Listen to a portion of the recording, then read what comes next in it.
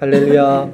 아멘. 반갑습니다. 오늘 거룩한 주일, 기쁜 주일, 또 반가운 얼굴 이렇게 뵙게 돼서 너무 감사하고 반갑습니다. 여러분, 우리가 살아가는 거예요. 이 세상을 살아가는 데 있어서 어떤 사람이든 삶에 동력이라는 것이 있어야 됩니다. 그러니까 살아가야 되는 힘, 살아갈 수 있게 만드는 힘이라는 게 있어요. 사람은 동물이 아니잖아요. 어떤 소망이 있고 목적이 있고 우리에게 있는 그 동력이 있어야지 살아갈 수 있어요. 모든 사람은. 그게 뭔지는 다 다를 수 있어요. 돈일 수도 있고요. 어떤 사람에게는 명예, 또 어떤 사람들에게는 지식이나 가족일 수도 있고 연인일 수도 있고요. 신념이나 종교이든 뭐든 어떤 사람도 이 동력이 없이 살아가는 사람들은 없습니다. 네. 그렇다면 성도를 움직이게 하는 참된 동력은 무엇인가? 우리 성도를 살아가게 하는 참된 원리는 무엇인가에 대해서 오늘은 증인의 원리라는 제목으로 말씀을 전하도록 하겠습니다. 오늘 본문 말씀이 짧은데 우리 한번 누가복음 4장 42절에서 44절까지 말씀 전체를 다시 한번 읽어보도록 하겠습니다. 우리 같이 읽겠습니다. 날이 밝음에 예수께서 나오사 한적한 곳에 가시니 무리가 찾다가 만나서 자기들에게서 떠나시지 못하게 만류하려 하매 예수께서 이르시되 내가 다른 동네들에서도 하나님의 나라 복음을 전하여야 하리니 나는 이 일을 위해 보내심을 받았노라 하시고 갈릴리 여러 회당에서 전도하시더라. 아멘.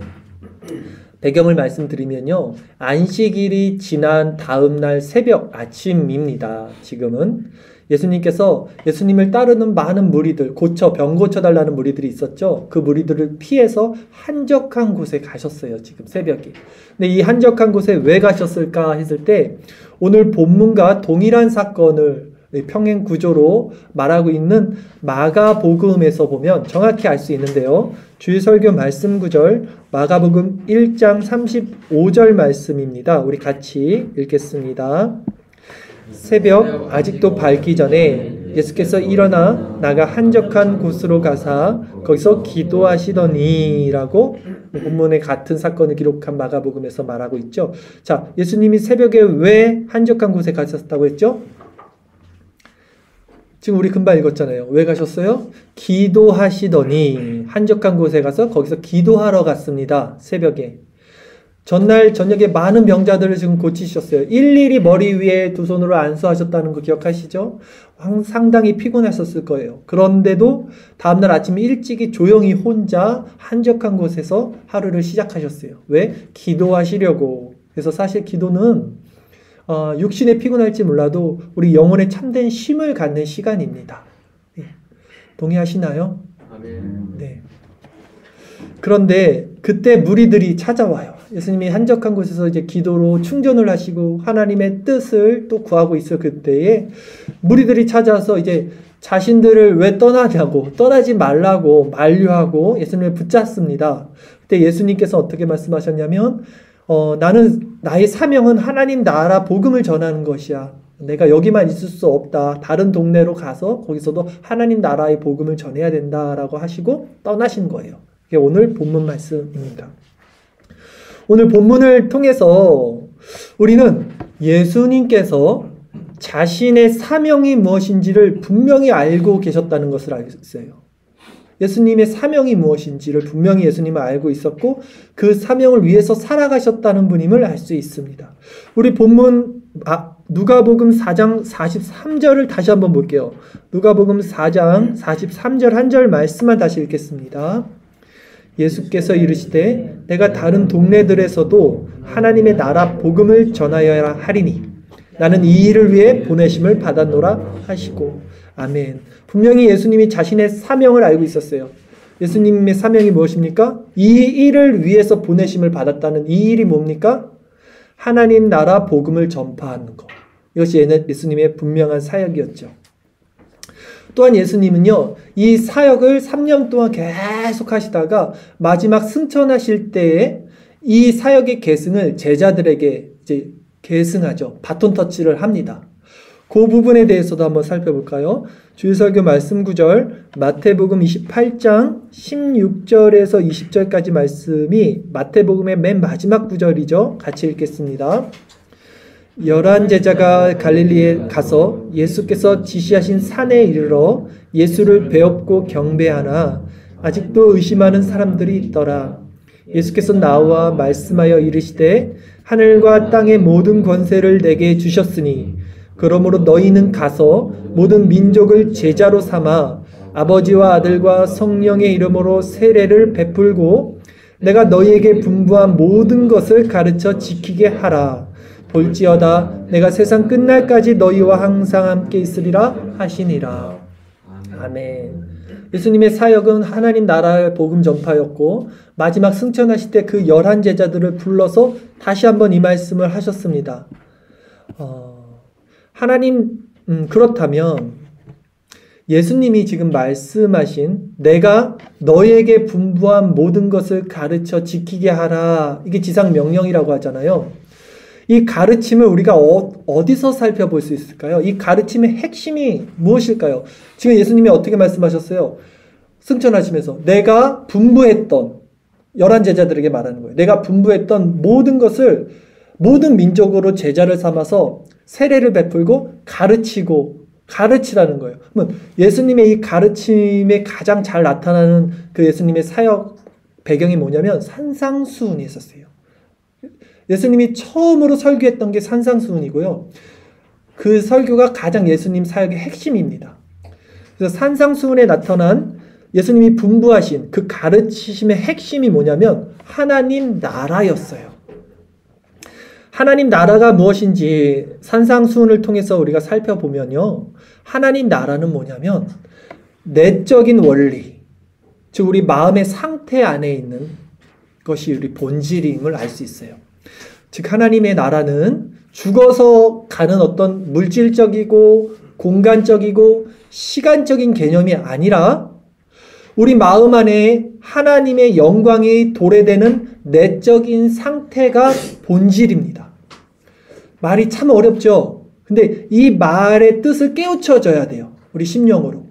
다시 한번 하나님 나라는 죽어서 가는 공간적이고 장소적이고 시간적인 개념이 아니라 우리 마음 안에 임하게 되는 하나님의 영광의 상태, 그 내적인 상태가 하나님 나라의 본질이라는 거예요. 이것이 산상수훈에서 예수님이 말씀하신 하나님 나라였다는 것입니다.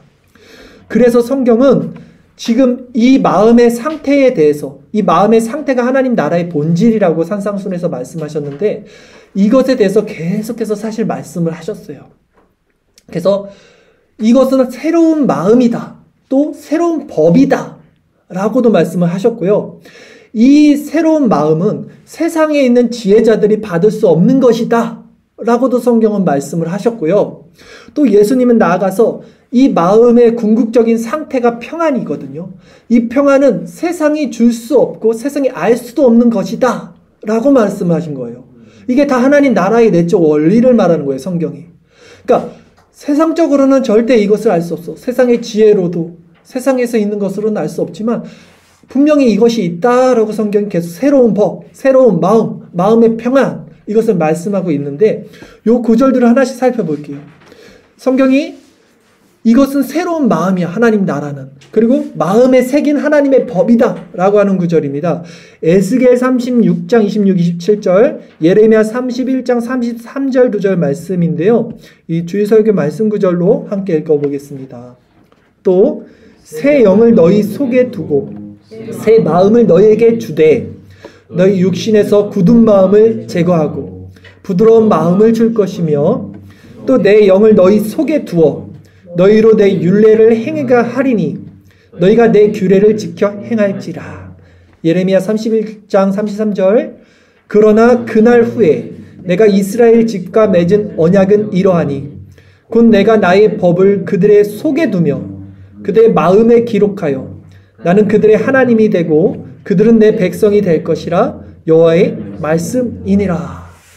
이렇게 하나님의 나라가 어떤 마음에 임하는 상태라는 것을 말씀하고 있어요. 그리고 아까 말씀드린 대로 이 하나님의 나라, 이것은 세상에 있는 지혜로는 받을 수 없다라고도 말을 하죠. 고린도전서 1장 21절과 고린도전서 2장 6절에서 8절까지 말씀도 함께 읽겠습니다.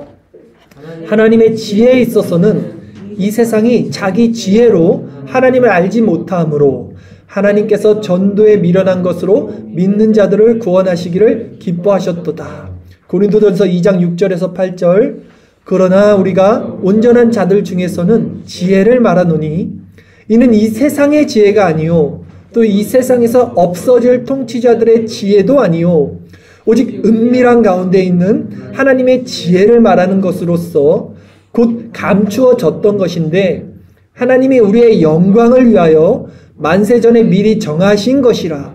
이 지혜는 이 세대의 통치자들이 한 사람도 알지 못하였나니 만일 알았더라면 영광의 주를 십자가에 못 박지 아니하였으리라. 아멘. 이것이 하나님의 나라를 계속해서 말씀하는 이 지혜가 하나님의 나라예요. 이 지혜가 복음이고 이 지혜가 예수 그리스도란 말이죠. 또한 예수님도 나아가서 이 마음의 상태가 평안이죠. 이 하나님 나라의 상태는 희락과 평강이란 말이죠. 이 평강에 대해서 이건 세상과 다른 것이다 라고 말씀하는 구절입니다. 요한복음 14장 27절 말씀 같이 읽겠습니다. 평안을 너희에게 끼치노니 곧 나의 평안을 너희에게 주노라. 내가 너희에게 주는 것은 세상이 주는 것과 같지 아니하리라. 너희는 마음에 근심하지도 말고 두려워하지도 말라. 아멘. 지금 우리가 모두 살펴봤듯이 하나님이 주시는 새로운 법, 마음의 법, 또 세상 지혜로는 받을 수 없는 그 마음, 또 세상이 알 수 없는 이 평강의 마음이 바로 하나님 나라의 본질이라는 거예요. 근데 이게 다 뭐였어요 지금? 어떤 마음의 상태에 있는 거예요. 보이지 않는 물질적이고 공간적인 시간적인 개념을 말하는 거 아니라 보이지 않는 우리 마음의 내적인 원리와 상태를 지금 가리키고 있는 거죠. 하나님 나라의 본질이 지금 여기 있다는 거예요. 지금 이 하나님 나라의 본질을 계속해서 말씀드릴 거예요. 집중을 해서 잘 들으셔야 돼요. 그러니. 왜냐하면 세상 지혜로는 이걸 알 수 없기 때문에 기도하는 마음으로 이 마음의 본질이 무엇인지를 성령을 의지해서 말씀을 들으셔야지 이게 깨달아져요. 지금. 잘 들으셔야 돼요. 성도는 이 마음을 추구하는 자들이 지금 이 마음을. 왜냐하면 이것이 천국의 상태이기 때문입니다. 그래서 산상수훈 제가 아까 처음에 말씀드린 거죠. 산상수훈에서 말하는 게 뭐냐면 심령이 가난한 자가 복이 있다. 애통하는 자, 온유한 자, 의에 줄이고 목마른 자, 긍휼히 여기는 자, 또 마음이 청결한 자, 화평케 하는 자, 의를 위해서 박해를 받는 자. 자, 지금 이 모든 상태가 뭐냐면 다 마음에 관한 거예요. 다 내적인 상태를 말하고 있어요. 다시 읽어볼게요. 심령이 가난한 거예요. 심령. 마음이잖아요. 애통하는 자. 뭐가 애통합니까? 마음에 애통하잖아요. 온유한 자. 뭐가 온유합니까? 마음에 평안 온유가 있는 거죠. 의에 줄이고 목마른 자. 심령에 의에 줄이고 목마른 거예요. 긍휼히 여기는 것도 마음의 상태죠. 마음이 청결한 자. 이건 그냥 마음이잖아요. 화평케 하는 것도 마음에 가는 거죠. 의를 위해 박해를 받는 자도 마음의 상태입니다. 이 모든 상태가 지금 산상수훈에서 말하고 있는 게 사실은 어떤 죽어서 가는 공간적인 개념이 아니었던 거예요. 예수님이 말한 하나님 나라는 우리 마음에 임하는 상태였던 거죠. 이것을 좀 더 여러분들이 이해하기 쉽게 제가 적용해 드리면 뭐냐면 하나님의 나라는 내 마음이 온전히 하나님의 통치를 받는 상태라는 거예요. 이러면 느낌이 좀 더 오실 거예요. 하나님의 나라는 나의 생각과 마음이 내가 주체가 돼서 내 마음대로 내 뜻대로 살아가는 것이 아니라 온전하게 하나님의 말씀 안에 통치를 받는 상태가 하나님의 나라다. 이렇게 이해하시면 그냥 정확합니다. 뭐 이렇게 해도 이해가 안 오면 할 수 없어요.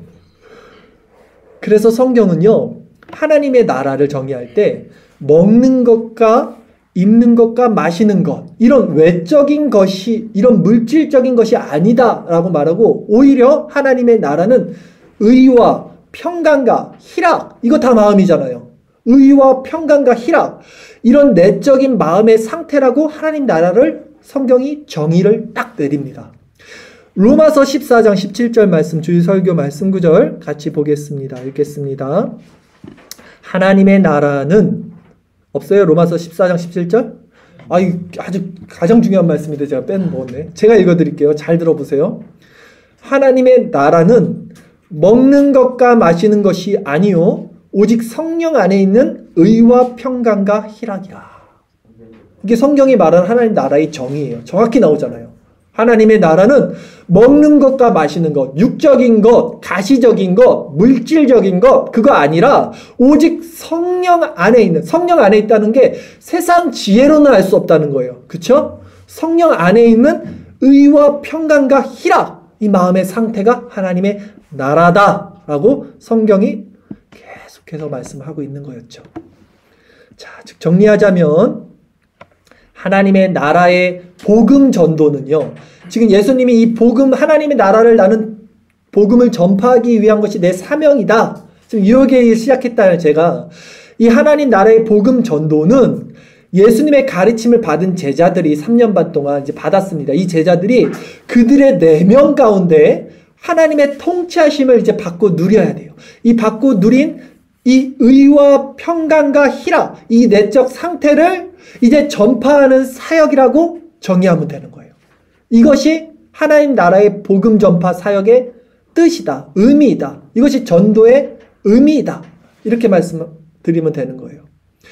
교회 오세요가 아니라 이 복음 전파는 뭐냐면 하나님의 나라를 배운 사람들이 이 하나님의 나라가 무엇인지를 마음속에서 내적으로 누리고 이 누린 상태를 이제는 사람들에게 캐리그마, 전도에 미련한 것으로 전한다 그랬잖아요. 이 전도라는 것이 캐리그마가 교회 오세요가 아니라 선포라는 뜻이에요. 하나님 나라를 선포함으로 다 이해하셔요? 표정들이 이렇게 어두워. 이게 하나님 나라라고요. 이게 증인된 삶이 우리가 예수님의 제자들이 증거되는 삶의 원리가 바로 이 안에 있어야 된다는 거예요. 즉 우리가 이런 하나님 나라에 대한 실질적인 누림이 있어야지만 진정한 제자된 증인의 삶을 살 수 있다라는 말씀을 제가 드린 거예요. 자, 세상적 원리에서도 보면요. 무엇을 우리가 세일즈할 때 생각해 보시죠. 만약에 우리가 세일즈 뭔가 팔 때 내가 그것을 먼저 먹어봐야 돼. 내가 그것을 사용해 봐야 돼. 근데 이게 진짜 맛있고 이게 진짜 좋다. 그러면 이제 이걸 팔 수 있어요. 누구에게든 당당하게 팔 수 있어요. 야, 이거 진짜 먹어봐. 이거 진짜 효능 좋아. 살 빠져. 이거 진짜 건강해져. 이거 정말 좋아. 할 수 있잖아요. 근데 내가 안 써봤어. 그냥 매뉴얼만 읽었어. 그럼 어떻게 전하겠어요? 야, 이거 좋대. 야, 이거 한번 해봐. 달라요. 하나님 나라를 우리가 증거자가 되려면 누려야 된다고요. 먼저 진짜 그것이 뭔지를 알아야지 이걸 맛봐야지 내가 그걸 전할 거 아닙니까? 그렇죠? 그렇다면 이제 그 하나님 나라의 내적 원리가 무엇이냐는 거예요. 그것이 우리에게 어떻게 주어지냐는 거예요. 이것을 우리가 지금 맛을 봐야지, 이것을 누려야지, 그래야 이걸 전할 텐데 이것이 진짜 우리 마음속에서 뭐냐라는 거죠. 이걸 말해줘야 될 거 아닙니까? 설교에서. 하나님 나라의 내적 원리는요. 잘 들으세요. 바른 말씀을 듣는 데서 주어집니다. 이게 또 겨우 그거야? 또 말씀 들으라는 그거야? 아니요. 이게 얼마나 중요한지 몰라요. 하나님 나라의 내적 원리는 바른 말씀을 듣는 데서 주어지는 거예요. 자, 왜 그런지 제가 말씀을 한번 전해드릴게요. 예수님의 사역을요, 3년 반의 그 공생의 사역을 한마디로 정의하면요, 아까 말했듯이 하나님 나라를 전파하는 사역이었어요. 그렇죠? 나는 이것을 위해서 부르심 받았다. 예수님 말씀하셨잖아요. 하지만 궁극적으로 예수님의 그 3년 반 사역의 초점과 핵심, 빅피처, 큰 그림을 성경 전체적으로 보면요, 제자 훈련이었어요. 3년 반 동안 어떻게 그 복음을 다 전했어요? 없었어요. 3년 반 동안 제자를 훈련했어요, 사실은. 그게 예수님의 큰 그림이었어요. 그리고 그 제자들로 하여금 성령을 주셔서 2000년이 지난 지금까지 이 기독교가 이렇게 왕성하게 된 거잖아요. 제자훈련의 핵심이었다는 것, 우리 누가복음 8장 1절 말씀 봐서 우리가 힌트를 얻을 수 있어요. 주설교 말씀 구절 누가복음 8장 1절입니다. 이후에 예수께서 각 성과 촌에 두루 다니시며 하나님의 나라를 반포하시며 그 복음을 전하실세 12 제자가 함께 하였고. 아멘. 그렇죠? 이게 계속 제자 훈련을 하고 계신다는 거예요. 제자들을 함께 데리고 지금 하나님 나라를 전파하고 있다는 거예요. 그래서 예수님의 사역의 큰 그림은 제자 훈련이다 라고 말씀을 드린 거고요. 그리고 예수님이 이제 승천하시고 나서 이제 교회가 태동이 됐죠. 그리고 이제 바울 사도나 초대교회 교부들이나 이제 교회가 시작이 됐어요. 그때 그들의 사역들을 한번 보세요. 성경에 나오는 바울을 한번 보면요. 바울이 이제 교회를 세우고 사역을 합니다. 고린도 교회에서는 아마 한 1년 6개월에서 2년 정도를 사역을 한 걸로 제가 알고 있어요. 그리고 에베소 교회에서는 3년을 사역했다고 성경이 나옵니다. 자, 생각해 보세요. 그 3년 동안 뭘 가르칠 게 그렇게 많았는데 3년을 가르쳤다는 거예요. 그 3년을 그냥 주일만 가르친 게 아니라 내가 밤낮으로 울면서 너희들에게 가르친다 그래요, 바울이. 뭘 그렇게 가르칠 게 많아서 3년 동안 밤낮으로 교회에서 가르쳤겠냐는 거예요. 왜 예수님이 뭘 그렇게 가르칠 게 많아서 3년 동안 제자들을 데리고 그 제자 훈련을 했겠냐는 거예요. 사도행전 20장 31절 말씀입니다. 사도행전 20장 31절 말씀 같이 읽겠습니다. 그러므로 여러분이 일깨어 내가 3년이나 밤낮 쉬지 않고 눈물로 각 사람을 훈계하던 것을 기억하라 그러잖아요. 바울이 지금 말하는 거예요. 지금 교회에다가. 그냥 오늘날로 따지면 우리가 흔히 말하는 성령의 불, 임파테이션이라고 그러나요? 그게? 임파테이션 한번 보여주고 성령 받았으면 이제 다른 데 또 가면 되는 거잖아요. 쉽게. 뭘 구구절절 1년, 2년, 3년을 가르칠 게 뭐가 있어요. 뭘 가르쳤냐는 거예요. 도대체 바울이 왜 3년 동안 밤낮으로 뭘 가르쳤냐는 거예요. 왜 종교개혁 당시 우리 종교개혁의 그 선진들이 그렇게 교리문서들을 만들어내고 그 만든 교리문서들을 그렇게 밤낮으로 주일마다 가르쳤냐는 거예요. 매일 모여서 가르치고. 그냥 성령 임파테이션 슉 하고 그냥 다른 데 가고 하면 될 걸 왜 그렇게 계속해서 가르치냐는 거예요. 지금 예수님도 바울도 우리 종교개혁자들도 계속해서 왜 그렇게 말씀을 가르치냐는 거예요. 그래서 기독교를요. 말씀의 종교라고 하는 거예요. 말씀의 종교. 가르침의 종교. 그만큼 기독교에서는 말씀이 가장 중요하다는 거예요. 말씀이 여러분. 성령은 말씀과 위배돼서 따로 사역하지 않아요. 절대. 하나님은 말씀을 통해서 우리를 변화시키는 거예요. 말씀을 통해서 더 구체적으로 말씀드리면 이런 바른 말씀을 통해서 우리의 생각과 사고를 교정시키는 거예요. 그래서 믿음은 들음에서 나고 들음은 그리스도의 말씀이라고 하는 거예요, 여러분. 말씀의 종교라고요. 말씀이 너무나 중요한 거예요. 또한 그래서 예수님도 말씀 위에 세워진 집은 풍파가 와도 무너지지 않는다고 하는 거예요. 기초는 말씀이라는 거예요. 마태복음 7장 24절, 25절 두 절 말씀도 우리 같이 읽겠습니다. 계속해서 제가 그래서 지금 말씀을 보는 거예요. 같이 읽을게요. 그러므로 누구든지 나의 이 말을 듣고 행하는 자는 그 집을 반석 위에 지은 지혜로운 사람 같으리니 비가 내리고 창수가 나고 바람이 불어 그 집에 부딪히되 무너지지 아니하나니 이는 주추를 반석 위에 놓은 까닭이요. 아멘. 이 반석이 말씀인 거예요. 말씀인 예수 그리스도인 거죠. 그래야지 우린 무너지지 않는다는 거예요. 그렇게 예수님께서 말씀을 통해서 제자들을 훈련시킨 거예요. 3년 동안. 그리고 그 말씀으로 이제 채워집니다. 제자들이. 가득 채워져요. 근데 채워지면 뭐예요? 깨닫지는 못해요. 왜 깨닫지 못합니까? 이건 세상 지혜로는 알 수 없다 그랬어요. 성령 안에 있는 의와 희락과 화평이라 그랬어요. 하나님 나라는. 성령이 오시지 않으니까 깨닫지 못해요. 근데 그 말씀으로 채워진 제자들에게 성령을 부어주시니까 이제 제자들이 그 채워졌던 말씀이 깨달아져요. 들었던 말씀들이 깨달아져요. 성령이 오시니까. 그러니까 기초는 말씀이에요. 말씀과 교리로 체계를 잡아놓고 거기서 끝이 아니라 그 위에 성령이 우리에게 함께 역사하실 때 그 들었던 모든 말씀들이 이제는 체계가 잡히고 내 생각과 사고가 교정되고 하나님의 능력이 나타나는 거예요. 이게 원리가 되는 거예요. 우리 신앙에.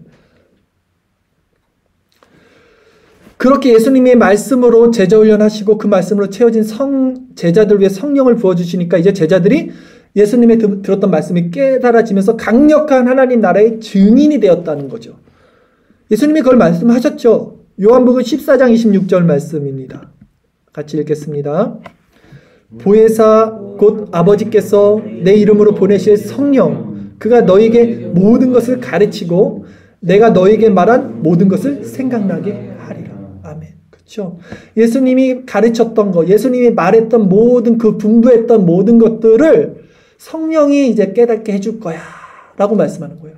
그러니까 성령이 다시 말씀드리지만 말씀과 위배돼서 말씀과 따로 사역하지 않아요. 성령은 분명히 말씀과 함께 사역하는 거예요. 여러분 말씀 없이 사역하지 않아요.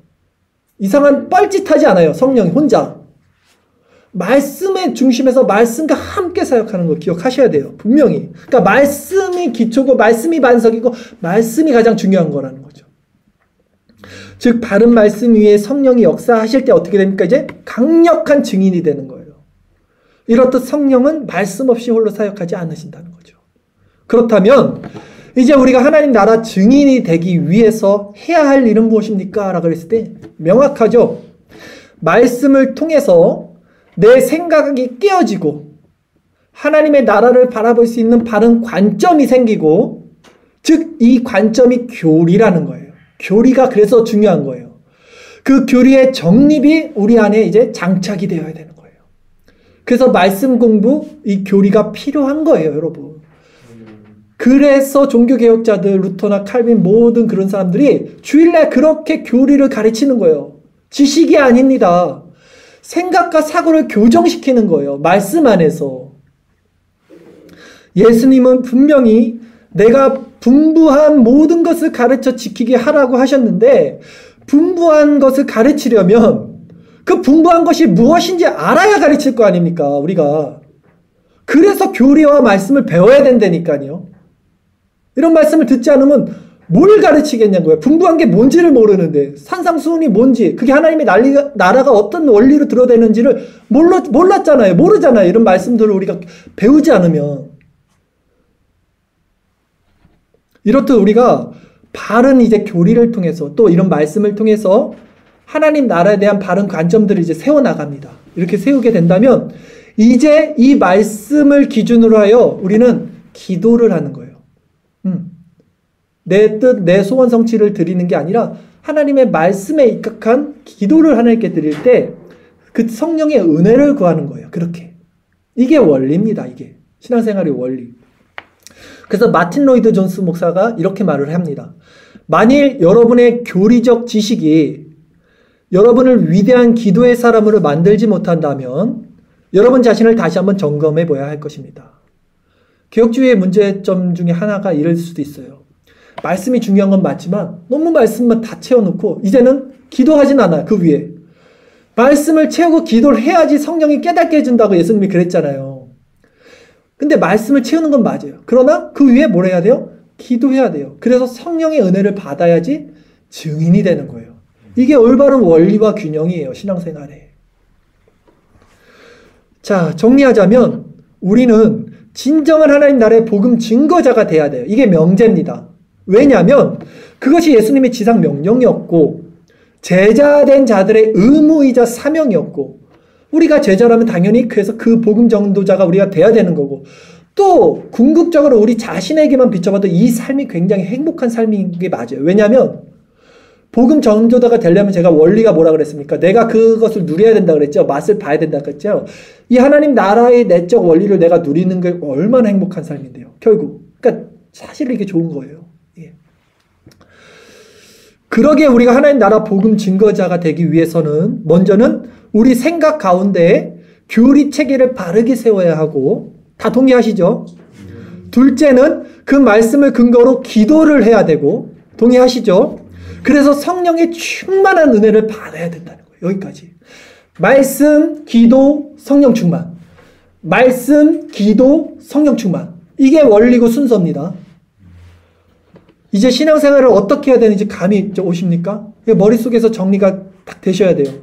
말씀, 그리고 그 말씀 위에 기도, 그 기도 위에 성령 충만이 되는 겁니다.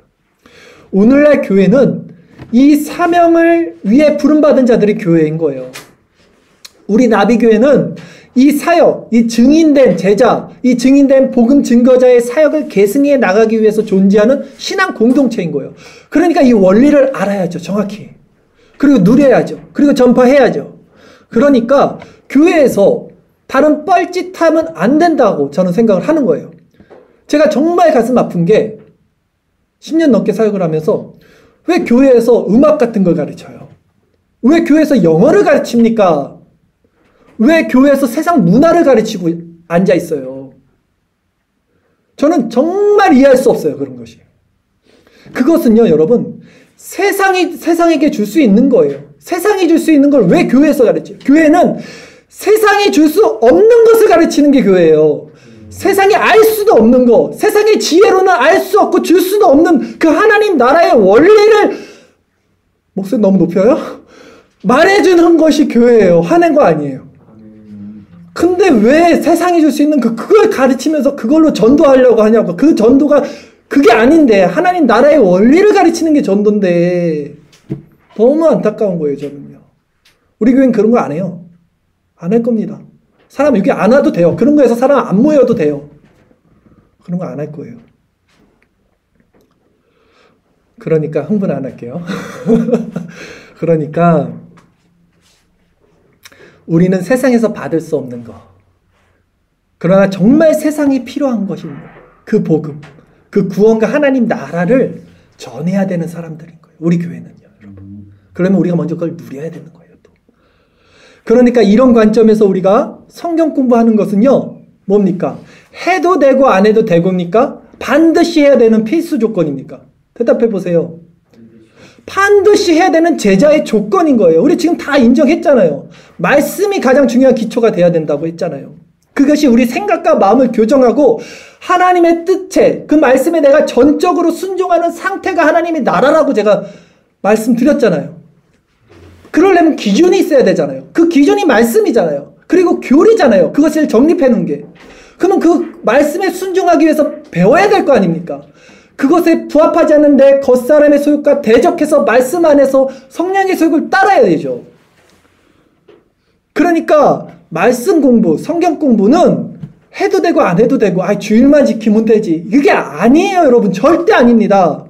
우리 청교도나 우리 개혁주의는 그렇게 신앙생활하라고 가르치지 않아요, 절대. 그거는 썬데이 크리스찬, 복음주의권자들이 하라고 하세요, 그냥. 저는 그런 성도들 원치 않습니다. 썬데이 크리스찬 원치 않아요. 반드시 해야 하는 성도의 의무이자 교회의 책임이자 제자의 조건인 거예요. 토요일 오전, 토요일 오후, 여러분들이 하나님 나라의 내적 원리로 충만해지기를 정말 원한다면, 말씀으로 세워지기를 원한다면 절대 빠져서는 안 되는 이것이 성경이, 우리 신학자들 뭐라 그러냐면 은혜 방편이라고 그러는 거예요. 그래서 내가 정말 은혜 받기 위해서 은혜의 수단, 방편이 있는데 바로 이런 교제와 말씀이 바로 은혜의 방편인 거예요. 그러니까 제가 강하게 한번 말씀드릴게요. 이 성경 공부, 이 교리, 이 공부를 우리가 안 하면요, 무슨 말이냐면, 이게 솔직히 말하면 나 제자 아니에요. 나 그냥 물이에요. 그냥 떡 좀 주세요. 물고기 좀 먹게. 저 이거 병 나 아픈데 좀 병 좀 낫게 해주세요. 주일날 교회 나갈 테니까 헌금 좀 드릴 테니까. 난 제자는 아니고 그냥 무리해도 되니까 떡이나 좀 주고 좀 주세요. 또 생명이나 연장시켜 주세요. 그거예요. 제가 정말 강하게 말씀드리며. 그리고 지금 우리 아까 뭐 했어요? 기도로 충만할 때 성령의 은혜가 이제 주어지잖아요. 우리가 말씀 가운데 기도를 하잖아요.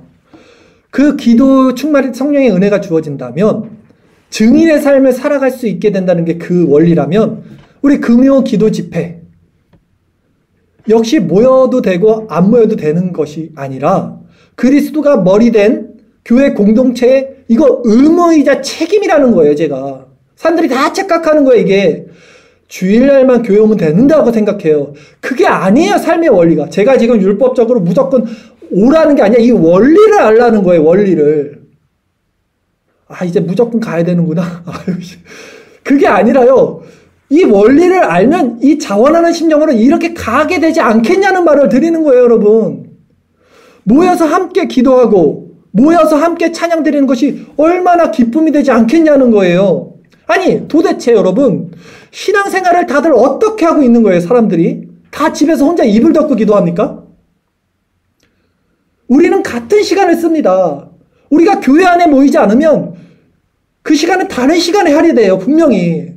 이왕 같은 시간을 인생을 소비하고 나가는데 당연히 교회 안에 모여야 되고 교회에 이런 은혜의 방편과 모임과 말씀과 교제와 기도 가운데 있어야 되는 게 맞지 않습니까? 히브리서 10장 23절에서 25절 말씀 한번 보겠습니다. 같이 읽겠습니다. 또 약속하신 이는 미쁘시니 우리가 믿는 도리의 소망을 움직이지 말며 굳게 잡고서 서로 돌아보라. 사랑과 선행을 격려하며 모이기를 패하는 어떤 사람들의 습관과 같이 하지 말고 오직 권하여 그날이 가까움을 볼수록 더욱 그리하라. 성경이 분명히 말하죠. 그날이 가까울수록 더 그리하자. 모이기를 패하는 나쁜 사람들의 습관대로 하지 말자는 거예요. 인간의 본성은 모이기 싫어하겠죠. 아유, 또 지겨워. 또 성경 공부, 또 저 말씀, 또 기도. 아유, 기도를 1시간씩 하자고? 해보세요. 얼마나 은혜가 있고 그 안에 성령의 충만함이 있는지 경험을 해야지 우리가 잘할 거 아닙니까? 증인으로 세워지고 내 마음에 하나님의 나라가 맛볼 거 아닙니까, 여러분? 하나님은요, 교회를요, 분명히 아세요. 공동체로 세워주십니다. 공동체로. 신앙생활은요, 개별적으로 혼자 하는 것이 아니에요. 이게 성경의 원리입니다. 요즘 가나안 성도, 가나안 교회, 인터넷 교회 많은데 그거 다 작아요. 그거 다 아닙니다. 성경적이지 않아요. 구원은요, 공동체적인 거예요. 공동체, 언약 안에 있는 거예요. 구원의 방주 안에 있으면 구원을 받는 거예요. 그래서 교회가 여러분의 구원의 방주가 되는 거예요. 우리는 그리스도가 머리 된 하나의 지체라는 말씀을 드리는 거예요. 그러기에 우리 교회가 지금 준비하는 사역이 있어요, 여러분. 우리 나비 선교회라고 하나 지금 우리가 만들고 있고 기도하고 있는데요. 이 사역지가 뭐냐면 가난하고 애통하는 자들 가서 도움을 주는 거잖아요.